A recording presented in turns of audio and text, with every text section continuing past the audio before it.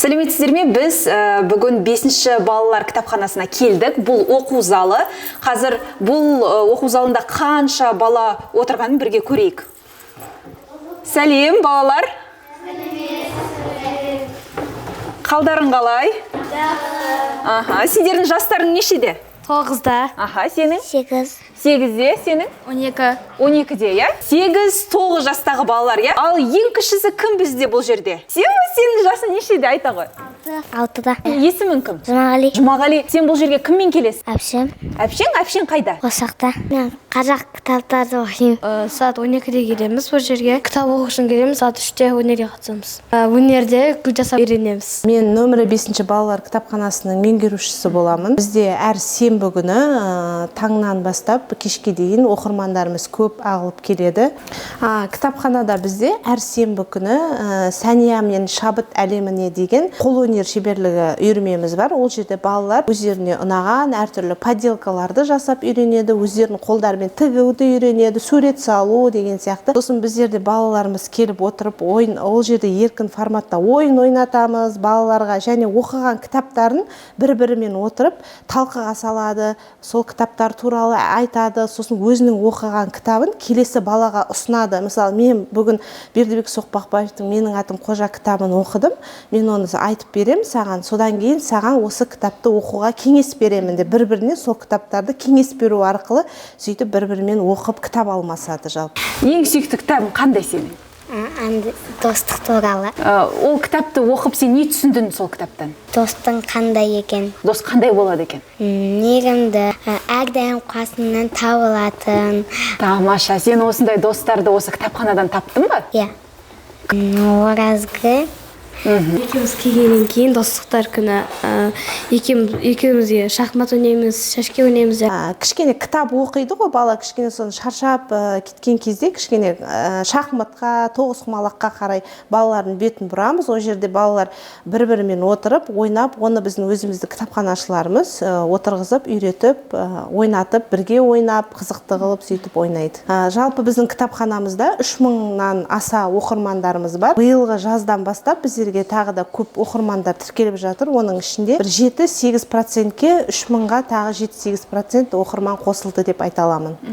Жас ерекшеліктері қандай? Бізде жас ерекшеліктері 10 жастан бастап кішкентай біздің 6-7 жастағы оқырмандарымыз келеді кітапханамызға жалпы. Сенің есімің кім? Оразгүл. Сені бұл жерге кім алып келеді?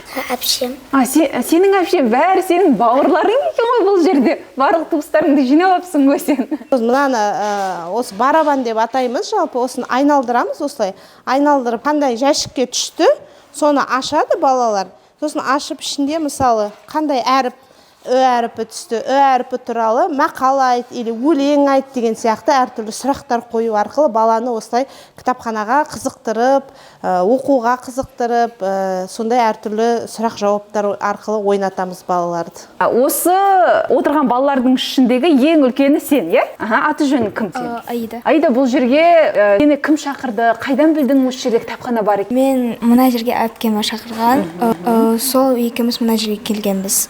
Әпкеңнің жасы нешеде? 17-ге толды. 17-ге толды, сонда сені осы кітапханамен таныстырған алғаш әпкең. Иә. Қанша уақыт болды осы жаққа келіп жүргеніне? 22 жылдан бастап 3 жыл өтті, по-моему. Онда сен бұл жерде бәрін танып алған шығарсың. Почти солай. Қандай кітаптарды оқисың көбіне? Гарри Поттер, Мэри Поппинс, это детектив қыз деген. Сен Гарри Поттердің барлық нұсқаларын оқыдың ба, барлық кітаптарын? Жоқ, біреуін оқыдым. И вот екіншісін алатырмын қазір. Ал кітаппен оқығаннан кейін киносын көрдің бе, әлде киносын бірінші көрдің? Киносын бірінші көрдім, сосын оқы бастадым. Қайсы қызық екен? Оқыған қызық па екен, кино көрген қызық па екен? Кино көрген қызық екен. Енді қазір оқып көрейін деп жатырмын, екінші томын.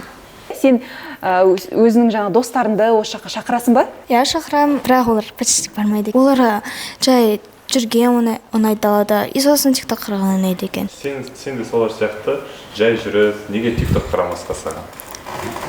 Маған TikTok көбінесе ұнамайды екен. Және байқап қалдық, 4-5 жастағы балалар да бар екен. Ол балалар кітап оқи ала ма, әлде мұнда ойнау үшін келе ма? 4-5 жастағы балаларымыз жалпы кітаптың суреттерін қарайды. Ол жерде біздің кітапханашылар қасына отырып көмектеседі. Кітапханашыларымыз отырып өздеріне ай мезгілдерін, жыл мезгілдерін үйретіп, және де оқуға қызықтырып, суреттерді көрсетіп, солай қастарында отырып бірге көмектесіп отырамыз. Жалпы сосын балалар ол жерде біздің келген кішкентай оқырмандарымызға біз сурет береміз. Солар сурет салады, сосын бояғыштар береміз, соны раскраска дейді ғой, сондайларды бояп. Мәссаған. Сонда жасқа шектеу қоймайсыздар? Жоқ, жасқа шектеу қоймаймыз. Әрбір келген балаларды қуана қарсы алып, және кітап оқып, кітапқа бағыттап, жалпы сурет салдырып, балалардың қылықтарын, қызықтарын дамытып, солай ашқымыз келеді жалпы. Ең бірінші бақытым халқым менің, соған берер ойымның алтын кенің. Ол бар болса мен де бармын, қорқ болмаймын. Қымбаттырақ алтыннан нарқым менің. Ал екінші бақытым тілім менің. Кекеде түңілсем де түңілем дедің. Тас жүректен түңілсем де түңілмедім. Қасиетті тіліммен түңілмедім. Ұялып тұрсың, иә? Ақын екен өзі, қастырып жүреді кейбір жерде.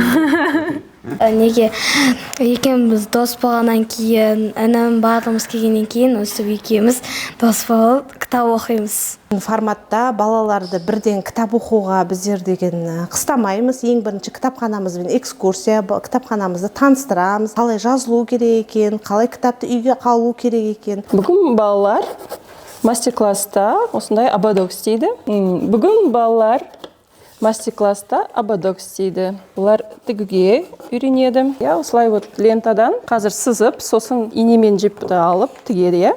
Постоянно келетін балалар ғой маған. Маған өткенде Сания апай үйреткен болатын. Маған гүл жасап және де абадок жасатып. Кейбір ата-аналар болады, балаларын қалдыратын жер жоқ болады да. Мысалы, осы кітапханаға қалдырып кетсе бола ма? Әрине болады. Біздерде ата-аналарымыз бар. Таңертең келіп балаларын алып келеді. Өздерімен бірге қолдарына жейтін сусындарын, жеңіл заттарын беріп тастап кетеді. Кітапханашылармен жалпы хабарда отырады. Жұмыстарыңызға береке тілейміз. Рахмет үлкен.